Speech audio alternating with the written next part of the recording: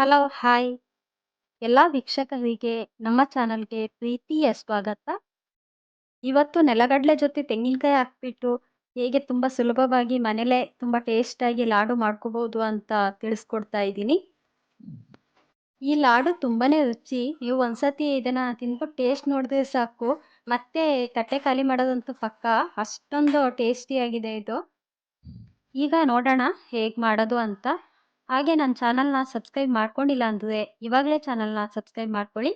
ನಾ ಮಾಡೋ ಎಲ್ಲ ವಿಡಿಯೋದ ನೋಟಿಫಿಕೇಶನ್ ನಿಮಗೆ ಸಿಗುತ್ತೆ.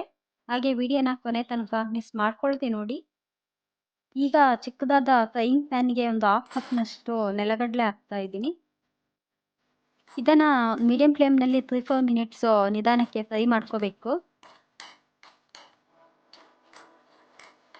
ಹೈ ಫ್ಲೇಮ್‌ನಲ್ಲಿ ಇಟ್ಕೊಂಡು ನೆಲಗಡಲೆನ ಫ್ರೈ ಮಾಡೋದಕ್ಕೆ ಹೋಗಬೇಡಿ. ಆವಾಗ ಎಲ್ಲ ಒಂದೇ ಸತಿ ಸಿದೋಗ್ಬಿಡುತ್ತೆ. ಇದು ಇವಾಗ ನಿಧಾನಕ್ಕೆ ಚೆನ್ನಾಗಿ ಫ್ರೈ ಆಗಿದೆ. ಇದನ್ನ ಇವಾಗ ಸಿಪ್ಪೆ ತೆಗೆದು ಮಿಕ್ಸಿಗೆ ಹಾಕಿ ಪುಡಿ ಮಾಡ್ಕೋಬೇಕು. ನಾನೀಗ ಸಿಪ್ಪೆ ತೆಗೆದಂಥ ನೆಲಗಡಲೆನ ಮಿಕ್ಸಿಗೆ ಹಾಕ್ತಾ ಇದ್ದೀನಿ. ಇದನ್ನ ಇವಾಗ ಪುಡಿ ಮಾಡ್ಕೋಬೇಕು. ಇದು ನಿಮಗೆ ತುಂಬ ಸಣ್ಣಗೆ ಪುಡಿ ಆಗಬೇಕು ಅಂತೇನೂ ಇಲ್ಲ. ಸ್ವಲ್ಪ ತರಿಯಾಗಿ ಪುಡಿ ಮಾಡ್ಕೊಳ್ಳಿ ಸಾಕು. ಇವಾಗ ನಾನು ನೆಲಗಡಲೆನ ಪುಡಿ ಮಾಡಿ ಇಟ್ಕೊಂಡಿದ್ದೀನಿ. ಫ್ರೈಯಿಂಗ್ ಪ್ಯಾನ್‌ಗೆ ಈಗ 3 ಟೇಬಲ್ ಸ್ಪೂನಷ್ಟು ತುಪ್ಪ ಹಾಕ್ತಾ ಇದ್ದೀನಿ. ನಾನಿಲ್ಲಿ ಸ್ವಲ್ಪ ತುಪ್ಪ ಜಾಸ್ತಿ ಹಾಕ್ಕೊಂಡಿದ್ದೀನಿ. ನೀವು ಕಡಿಮೆ ಬೇಕು ಅಂದರೆ 2 ಟೇಬಲ್ ಸ್ಪೂನಷ್ಟು ತುಪ್ಪ ಹಾಕ್ಕೊಳ್ಳಿ.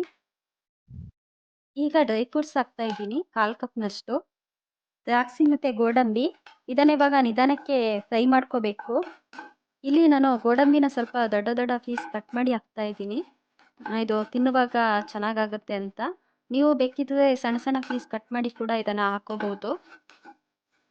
ತುಪ್ಪ ಕಾದ್ಮೇಲೆ ಇದನ್ನ ಲೋ ಫ್ಲೇಮ್‌ನಲ್ಲಿ ಫ್ರೈ ಮಾಡ್ಕೊಳ್ಳಿ. ನೀವು ಒಂದೇ ಸತಿ ಹೈ ಫ್ಲೇಮ್‌ನಲ್ಲಿ ಇದನ್ನ ಫ್ರೈ ಮಾಡ್ಕೊಂಡ್ರೆ ಬೇಗ ಇದು ಸೀದೋಗ್ಬಿಡುತ್ತೆ. ಇವಾಗ ಇದಕ್ಕೆ ಹಸಿ ತೆಂಗಿನಕಾಯಿ ತುರಿ 1 ಕಪ್‌ನಷ್ಟು ಹಾಕ್ತಾ ಇದ್ದೀನಿ. ಹಾಗೆ ಪುಡಿ ಮಾಡಿ ಇಟ್ಕೊಂಡಿದೀವಲ್ಲ ನೆಲಗಡಲೆ ಪುಡಿ, ಅದನ್ನ ಇವಾಗ ಹಾಕ್ತಾ ಇದ್ದೀನಿ. ಪುಡಿ ಮಾಡಿದಂಥ ಬೆಲ್ಲ ಹಾಕ್ತಾ ಇದ್ದೀನಿ 1 ಕಪ್‌ನಷ್ಟು. ಈಗ ಏಲಕ್ಕಿ ಪುಡಿ ಹಾಕ್ತಾ ಇದ್ದೀನಿ ಒಂದು ಹಾಫ್ ಟೀ ಸ್ಪೂನಷ್ಟು. ಇದನ್ನ ನಾನು ಶುಗರ್ ಜೊತೆ ಸ್ವಲ್ಪ ಶುಗರ್ ಹಾಕ್ಕೊಂಡು ಪುಡಿ ಮಾಡ್ಕೊಂಡಿದ್ದೀನಿ. ಅವಾಗ ಏಲಕ್ಕಿ ಚೆನ್ನಾಗಿ ಪುಡಿ ಆಗುತ್ತೆ. ಈಗ ಇದಕ್ಕೆ ಒಂದು 1/4 ಕಪ್‌ನಷ್ಟು ನೀರು ಹಾಕ್ತಾ ಇದ್ದೀನಿ. ನೀರನ್ನ ಜಾಸ್ತಿ ಹಾಕಕ್ಕೆ ಹೋಗಬೇಡಿ. ಪಾಕ ತೆಳುವಾಗ್ಬಿಡುತ್ತೆ.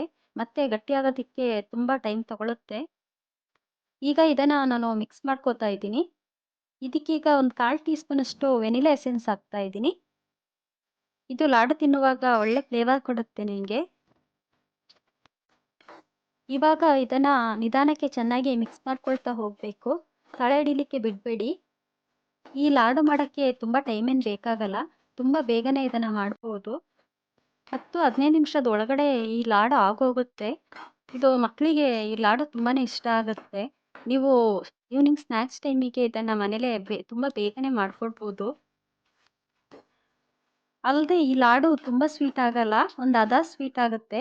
ಹಾಗಾಗಿ ಇದನ್ನ ತುಂಬ ಖುಷಿಯಿಂದ ತಿನ್ಬೋದು. ಪಾಕ ಗಟ್ಟಿಯಾಗ್ತಾ ಹೋದಾಗೆ ನಿಧಾನಕ್ಕೆ ಇದನ್ನ ಲೋ ಫ್ಲೇಮ್‌ನಲ್ಲಿ ಮಿಕ್ಸ್ ಮಾಡ್ಕೊಳ್ತಾ ಹೋಗಬೇಕು. ನಿಮ್ಗೆ ಇಲ್ಲಿ ಕಾಣಿಸ್ಬೋದು ಪಾಕ ನೋಡಿ ಇವಾಗ ಇದು ಗಟ್ಟಿಯಾಗ್ತಾ ಇದೆ.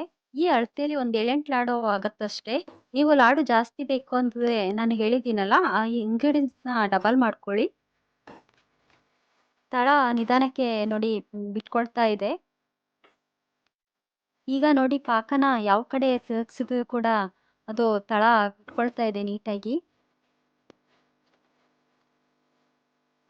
ಈಗ ಈ ಪಾಕ ನೀಟಾಗಿ ರೆಡಿಯಾಗಿದೆ. ನೀವು ಕೈಗೆ ಸ್ವಲ್ಪ ನೀರು ಹಾಕ್ಕೊಂಡು ಇದನ್ನ ಪಾಕನ ತೆಗೆದು ಕೈಯಲ್ಲಿ ಉಂಡೆ ಮಾಡಿ ನೋಡಿ. ಅವಾಗ ಅದು ಕೈಗೆ ಅಂಟಲ್ಲ. ಇದು ನೋಡುವಾಗ ನಿಮಗೆ ಗೊತ್ತಾಗ್ಬೋದು. ಪಾಕ ನೋಡಿ ಕೈಗೆ ಅಂಟುತ್ತಾ ಇಲ್ಲ.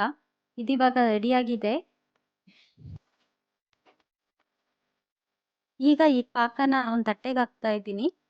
ಈಗ ಈ ಪಾಕನ ತಗೊಂಡು ಸಣ್ಣ ಸಣ್ಣ ಗಾತ್ರದ ಉಂಡೆಗಳನ್ನ ಮಾಡ್ಕೋತಾ ಇದ್ದೀನಿ. ಇದನ್ನ ಬಿಸಿ ಇದ್ದಾಗಲೇ ಉಂಡೆಗಳನ್ನ ಮಾಡ್ಕೊಬಿಡ್ಬೇಕು. ಪಾಕ ತಣ್ಣಗಾದ್ಮೇಲೆ ಉಂಡೆ ಮಾಡೋದಕ್ಕೆ ಹೋಗಬೇಡಿ. ಅದು ಆವಾಗ ಅಷ್ಟು ರೌಂಡ್ ಶೇಪಲ್ಲಿ ಚೆನ್ನಾಗಿ ಉಂಡೆ ಮಾಡೋದಕ್ಕಾಗಲ್ಲ. ಆದಷ್ಟು ಬಿಸಿ ಇದ್ದಾಗಲೇ ಉಂಡೆ ಮಾಡ್ಕೊಳ್ಳಿ. ಈ ಲಾಡುನ ನೀವು ಬಿಸಿ ಇದ್ದಾಗಲೇ ತಿನ್ಬೋದು. ಅದು ತಣ್ಣಗಾದ್ಮೇಲೆ ಇನ್ನು ತಿನ್ನೋದಕ್ಕೆ ಇನ್ನೂ ಕೂಡ ಟೇಸ್ಟು ತುಂಬಾನೇ ಚೆನ್ನಾಗಿ ಅನ್ಸುತ್ತೆ. ಈಗ ಗ್ರೌಂಡ್ ನಟ್ ಕೋಕೋ ಲಾಡು ರೆಡಿಯಾಗಿದೆ. ಇದನ್ನ ಇವಾಗ ನಾನು ತಟ್ಟೆಗೆ ಒಂದೊಂದೇ ಹಾಕ್ತಾ ಇದ್ದೀನಿ. ಈ ಲಾಡ್ನ ಸ್ವಲ್ಪ ತಿಕ್ಕಿದ್ರೆ ಸಾಕು ಬೇಗ ಗಟ್ಟಿಯಾಗತ್ತೆ. ಅಲ್ಲದೆ ಇದನ್ನ ನೀವು ಡಬ್ಬದಲ್ಲಿ ಹಾಕಿಟ್ಕೊಂಡು ಯಾವಾಗ ಬೇಕೋ ಆವಾಗ ಇದನ್ನ ತಿನ್ಬಹುದು. ನೀವೆಲ್ಲ ಇದನ್ನ ಇವಾಗ್ಲೇ ಮನೇಲಿ ಮಾಡ್ಕೊಂಡು ತಿನ್ನಿ. ಹಾಗೆ ಹೇಗಿತ್ತು ಅಂತ ನನಗೆ ಕಮೆಂಟ್ ಬಾಕ್ಸಲ್ಲಿ ತಿಳಿಸಿ.